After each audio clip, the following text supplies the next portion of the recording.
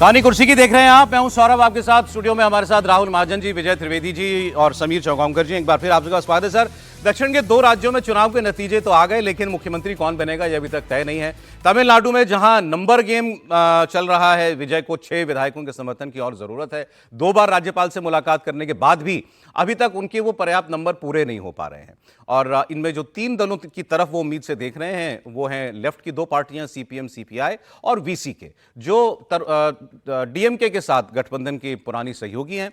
कांग्रेस की तरह वो जल्दबाजी में नहीं है सत्ताधारी दल को, मतलब डीएमके को छोड़ करके और विजय का साथ देने के लिए, लेकिन उनका फैसला आज होना है। और अगर इसमें देर लगती है तो फिर ये चर्चाएं भी शुरू हो चुकी हैं कि डीएमके और एडीएमके को एक पार्टी दूसरे पार्टी को पीछे से बहुमत समर्थन दे दे, डीएमके एडीएमके को बाहर से समर्थन दे दे और एडीएमके की सरकार बनाने पर ऐसे विकल्पों पे भी सोचा जा रहा है, बात की जा रही है। लेकिन इसकी एक राउंड और बात हम कर लेते हैं, फिर हम केरल की बात करेंगे। सर, मोस्ट प्रोबेबल जो आपका आउटकम लगता हो तमिलनाडु का, वो क्या है? वो अभी दिख रहा है, लेकिन आप थोड़ा सा पॉलिटिकल हिस्ट्री को समझ लें तो हम किसी की निंदा भी नहीं करेंगे और कोई संभावना से इनकार नहीं करेंगे। एक घटना 2006 की, जब झारखंड में अकेले इंडिपेंडेंट एमएलए थे मधु कोड़ा, वो चीफ मिनिस्टर बन गए अकेले, और उनको जितनी पार्टियां थी उन्होंने समर्थन दे दिया और वो 2.25 साल तक करीब करीब मुख्यमंत्री रहे। अब केंद्र की भी बात बताता हूँ आपको। केंद्र में बहुत इंटरेस्टिंग केस हुआ 97 में। ये 96 के जब चुनाव हुए, वाजपेयी सरकार गिर गई, उसके बाद सबसे बड़ी पार्टी भारतीय जनता पार्टी 161 सीटों के साथ वो विपक्ष में चली गई जब देवेगौड़ा सरकार बनी। उसमें 140 एमपीज के साथ कांग्रेस नंबर 2 की पार्टी थी, वो सहयोग कर रही थी। नंबर 3 की पार्टी थी जेडीयू, जो 46 सीटों पर थी। ठीक है, तो वो सरकार के प्रधानमंत्री बने और 2 बार प्रधानमंत्री बने। देवेगौड़ा भी बने, गुजराल भी बने, 46 सीटों के साथ, जबकि 161 सीटें बीजेपी के पास, 140 सीटें कांग्रेस के पास। चंद्रशेखर भी बने था सर। वही बता रहा हूं मैं कि ये हो गया। चंद्रशेखर जी को देखिए, चरण सिंह जी को देखिए। चरण सिंह जनता पार्टी सरकार में मंत्री थे। उनके दबाव में इंदिरा गांधी को गिरफ्तार किया गया, जेल भेजा गया। उसके बाद वो जो सब कुछ हुआ उसमें सरकार गिर गई, और जब सरकार गिर गई तो मोरारजी देसाई के खिलाफ खड़े होकर कांग्रेस ने चरण सिंह को प्रधानमंत्री बनवा दिया। ये केस रिपीट हुआ जब वीपी सिंह की सरकार थी, और जब वीपी सिंह बन गए, देवीलाल नहीं हुए, और फिर जब वीपी सिंह सरकार को गिराया गया तो उसके बाद चंद्रशेखर को कांग्रेस ने समर्थन देकर बना दिया, जो 56 एमपीज के साथ थे। ठीक है, तो ये तो पॉलिटिकल पार्टीज की स्थिति है कि कोई सी भी पार्टी किसी भी कॉम्बिनेशन में आ सकती है। विरोध की बात करें तो 1989 में बीजेपी और लेफ्ट पार्टीज, दोनों पार्टीज ने वीपी सिंह को समर्थन दिया। उनसे बड़ा कोई साउथ पोल नॉर्थ पोल नहीं है, तो वो है। अब गवर्नर की बात करते हैं। प्रेसिडेंट का हमने जिक्र करते हैं बार बार, वाजपेयी जी की सरकार का, जो 13 दिन का उनको मौका दिया। शंकर दयाल शर्मा राष्ट्रपति थे और मौका दिया गया। वो दाग अभी तक राष्ट्रपति भवन से नहीं धुला कि आपने एक ऐसी पार्टी को मौका दे दिया सिंगल लार्जेस्ट के नाम पे, जिसके पास बहुमत नहीं था। इससे उलट हुआ 98 में, जब KR नारायणन राष्ट्रपति थे और वाजपेयी सरकार को, वाजपेयी जी ने एनडीए की तरफ से उनको वो दिया लेटर कि भाई हमारे पास समर्थन है, तो नारायणन साहब ने कहा कि नहीं, हमें सपोर्ट की चिट्ठी चाहिए। और वो सपोर्ट की चिट्ठी जब तक आई तब तक उन्होंने नहीं बनने दिया, जो आज गवर्नर साहब कर रहे हैं। ठीक है, अब इससे उलट बहुत सारे उदाहरण समीर साहब ने भी बता दिए। तो क्या जो आज हो रहा है, इस तरह का काम करके गवर्नर साहब, देखिए ये नंबर का गेम ही गलत करते हैं। हम लोग कह रहे हैं कि उनके पास समर्थन नहीं है। समर्थन किस चीज़ के लिए चाहिए होता है, मुझे बताइए। बहुमत साबित करने के लिए। किस चीज़ का बहुमत साबित? बहुमत तो जब सदन में जरूरत होगी तब साबित करना होता है ना। बहुमत साबित करने की जरूरत नहीं है। मान लीजिए 112 लोग हैं, मैं इनके समर्थन में नहीं कर रहा, मैं बात कर रहा हूँ कॉन्स्टिट्यूशनल बात। आप गवर्नर साहब उनको मौका दें, बना ले सरकार, समय दे दें, 10 दिन देना है, 15 दिन देना है, 5 दिन देना है, जो भी उनको देना है दे दें, वो बहुमत साबित करें। अब उसमें क्या संभावना बनती है कि बहुत सारे लोग, कितने लोग हैं उनको कम, 6 लोग हैं, 5 लोग कम है, 6 लोग कम है, 6 लोगों का कम है ना। 12 लोग यदि वहाँ पर हाउस में एब्सटेन कर जाते हैं तो वो सरकार तो बहुमत में तो रहेगी। मूल प्रश्न 118 नहीं है, मूल प्रश्न ये है कि विजय को मौका में दिया जाए या विजय को मौका दिया जाए, और वो गिर जाएगी तो फिर तो कोई भी नहीं रोक सकता उस सरकार को। इससे गवर्नर साहब भी बच करेंगे। अगर अभी ये इनको बात- मौका दे दिया, हॉर्स ट्रेडिंग तो सर जो हो रही होगी अभी भी हो रही होगी। वो तो हॉर्स ट्रेडिंग का भी चल रहा है। Constitution जो है दूसरा वो एक बड़ा और साफ संभावना, है। एक संभावना और हो सकती है कि गवर्नर साहब कहें, जैसे पहले भी कई बार हो चुका, कि यदि नहीं बन रही है, ये सरकार भी नहीं बन रही, दूसरी सरकार भी नहीं बन रही, तो वो विधानसभा को वो कर दें, निलंबित, सस्पेंड कर सस्पेंशन कर दें, और फिर कहें कि जब हो जाएगा किसी का तो पहले राष्ट्रपति शासन जैसे ज्यादातर महाराष्ट्र में इसी हुआ बात था। पे लगते थे हमारे यहाँ, हाँ, जैसे बर्खास्त महाराष्ट्र करने से में ज्यादा तो इस बात पे सस्पेंशन राष्ट्रपति कर शासन दीजिए, लगे। आपकी सस्पेंशन जैसे कर दीजिए। महाराष्ट्र में हो देखिए गया था, हाउस जब में देवेंद्र को समर्थन हाउस दिया था में जो उत्तर मेजोरिटी प्रदेश है में भी वो हो तय गया, उत्तर करती प्रदेश है में। कि सरकार किसकी होगी, गवर्नर या राष्ट्रपति तय नहीं करते। ठीक है, ये कॉन्स्टिट्यूशन है। अब चलिए उससे भी आगे बढ़ते हैं। अब तो गवर्नर स्टैंड ले चुके कि मुझे कागज पे नंबर चाहिए।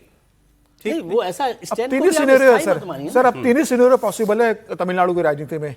एक तो ये कि विजय के साथ बाकी सारे दल आ जाए, छोटे छोटे दल आ जाए और वो सरकार बना ले। दूसरा ये है कि विजय के साथ AIADMK आ जाए, वो सरकार बना ले। या ये हो कि AIADMK DM के साथ में और उनके साथ बाकी छोटे सारे दल साथ में आ जाए, विजय को छोड़कर वो सरकार बना ले। ये तीन ही ऑप्शन है, नहीं, इसके एक अलावा ऑप्शन कोई जो चौथा आप ऑप्शन नहीं है। जो छोड़ रहे हैं वो ऑप्शन इंपॉर्टेंट है कि वो चले जाएं सुप्रीम कोर्ट। और सुप्रीम चल कोर्ट रही थी बात भी कि ऐसा भी हो सकता है। सुप्रीम Anyway, कोर्ट जा कोर्ट सकते हैं, गवर्नर कहें कि भाई गवर्नर, हम मुझे हाउस में मेजोरिटी प्रूव करने का देखिए, मौका वैसे भी दीजिए। सर, मैं केरल एक की चीज बात और- कर लेते हैं। एक और चीज छोटी बोलूंगा कि governor is appointed to facilitate formation of the government, not stopping the formation. Not stopping the Kerala की बात भी कर लेते हैं जब हम कर ही रहे हैं कि अभी तमिलनाडु की बात भी। तो UDF को पूर्ण बहुमत मिल गया, लेकिन वहां पर लड़ाई ये नहीं कि नंबर किसके, उनके पास नंबर की कोई कमी नहीं है, बल्कि बहुत बहुतायत में नंबर आया। नंबर ज्यादा इसी की वजह से जी परेशानी हाँ, अब सवाल ये कि मुख्यमंत्री कौन बनेगा। तो मुख्यमंत्री बनाने के लिए जो भी नाम चल रहे हैं वो कांग्रेस पार्टी के अंदर ही चल रहे हैं। केरल के लिए कांग्रेस के पर्यवेक्षकों ने पार्टी अध्यक्ष खड़गे से मुलाकात की है और उनको रिपोर्ट भी दे दी है। अब ये हाईकमान को तय करना है कि केरल का अगला मुख्यमंत्री कौन बनेगा, मतलब ये फैसला दिल्ली से होगा। अब इस रेस में जो अब तरीका क्या है कि सारे वो ऑब्जर्वर गए, इन्होंने सारे विधायकों से बात की, हर विधायक ने अपनी पसंद बताई कि हम इनको बनाना चाहते हैं साहब, हमारे नेता ये हों। अब वो किसके पास कितने विधायकों का समर्थन है वो आंकड़ा लेकर के ही दिल्ली आए। अब यहां भी एक कॉन्स्टिट्यूशनल क्राइसिस है, सो कॉल्ड। वो कॉन्स्टिट्यूशनल क्राइसिस ये है कि सबसे ज्यादा विधायक इन साहब के पीछे खड़े हैं। इनका नाम है KC वेणुगोपाल। 43 नंबर बताया जा रहा है जो KC वेणुगोपाल के का समर्थन कर रहे हैं। अब लोग ये भी कह रहे हैं कि भाई KC वेणुगोपाल उस पोजीशन पर हैं पार्टी के अंदर कि वो ये तो डिसीजन देने वालों में से हैं। जनरल सेक्रेटरी ऑर्गेनाइजेशन, इनका फैसला कौन करेगा? मतलब जजी जो है, हाँ, मतलब ये जनरल सेक्रेटरी ऑर्गेनाइजेशन है, वहां जितने लोग हैं उनके टिकट इन्होंने फाइनल किए हैं, इन्होंने टिकट बांटे हुए हैं। तो वो तो इनके पास ये मतलब जो लेवल प्लेइंग फील्ड नहीं है। बाकी दो लोग जो चल रहे हैं, नाम VD सतीशन और रमेश चन्नीथला, कि वो भाई जब विधायकों से पूछोगे तो वो तो पहला नाम इनका ही लेंगे क्योंकि इन्होंने उनको टिकट दिया है। तो लॉयल्टी इनकी तरफ पहले से है। दूसरी एक बात और कही जा रही है कि जो ऑब्जर्वर गए, ये ऑब्जर्वर भी इन्हीं को रिपोर्ट करते हैं। जो मुकुल वासनिक जी और अजय माकन जी गए, वो भी इन्हीं को रिपोर्ट करेंगे आके। तो भाई वो अपने बॉस के समर्थन में कितने लोग हैं, ये वो फैसला कैसे कर सकते हैं? तो यहां पर ये संकट खड़ा हो गया। लेकिन अब सवाल ये ठीक है कि भाई ऐसा होता भी कम है कि इतनी पावरफुल पोजीशन में बैठा आदमी और जो पार्टी चलाता हो वो मुख्यमंत्री बनना चाहे या बनने की बात कर रहा हो। तो ये यहां पर एक विचित्र सी परिस्थिति जो है बनी हुई है। हम T राघवन के पास एक बार फिर चलते हैं, केरल का हाल उनसे समझ लेते हैं। VD Satheesan leader of opposition और केरला प्रदेश कांग्रेस कमेटी के अध्यक्ष भी हैं।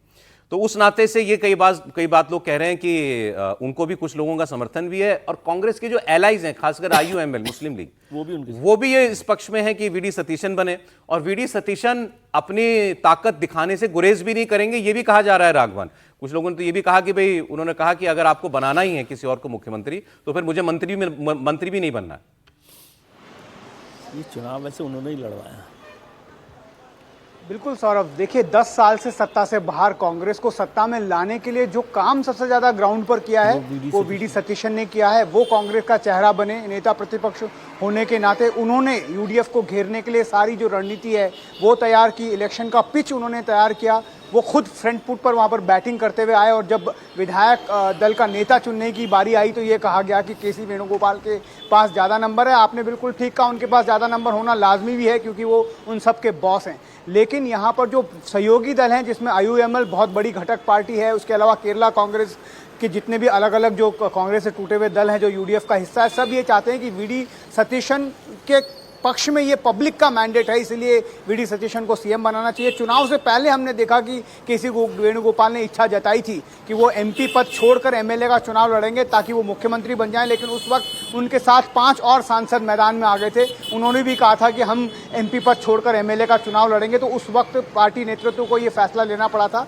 कि कोई भी MP जो है वो इस्तीफा नहीं देगा, चुनाव में नहीं जाएगा, जो MLA हैं वहाँ पर वही चुनाव लड़ेंगे और MLA से ही कोई एक मुख्यमंत्री बनेगा। लेकिन कल की विधायक दल की बैठक के बाद पूरा जो है मामला पलटा हुआ नजर आ रहा है और आपने बिल्कुल ठीक कहा, 43 विधायकों के समर्थन के साथ केसी वेणुगोपाल आगे हैं और अब शीर्ष नेतृत्व को तय करना है कि जिसने मेहनत की उसको इसका लाभ मिलेगा या फिर दिल्ली में बैठा कोई नेता इसकी मलाई खाएगा।